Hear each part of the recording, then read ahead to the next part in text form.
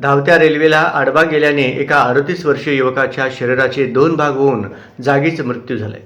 ही घटना दुपारी 3च्या सुमारास संभाजी तलावाच्या जवळ रेल्वे ट्रॅकवर घडली आहे। योसेफ राजू जंगम वय 39 राहणार स्लॉटर हाऊस मुरलीधर चौक लष्कर असे मृत झालेल्या व्यक्तीचे नाव आहे। ही घटना कळल्यानंतर परिसरातील नागरिकांनी गर्दी केली होती। सोमवारी दुपारी 3 वाजण्याच्या सुमारास सोलापूर रेल्वे स्टेशन हद्दीत किलोमीटर नंबर 456/70 च्या जवळ युसुफ जंगम हे धावत्या रेल्वे खाली सापडले। पोटापासून शरीराचे 2 भाग होऊन ते जागीच मृत झाले। त्याचा 2 पंचांसमक्ष पंचनामा करून सिव्हिल हॉस्पिटल येथे शवविच्छेदन करण्यात आले। मृतदेह अंत्यविधी करण्यासाठी भाऊ आशीर्वाद जंगम यांच्या ताब्यात देण्यात आले। या घटनेची नोंद सोलापूर लोहमार्ग पोलीस ठाण्यात आकस्मिक मयत BNSS 194 प्रमाणे गुन्हा दाखल करण्यात आला।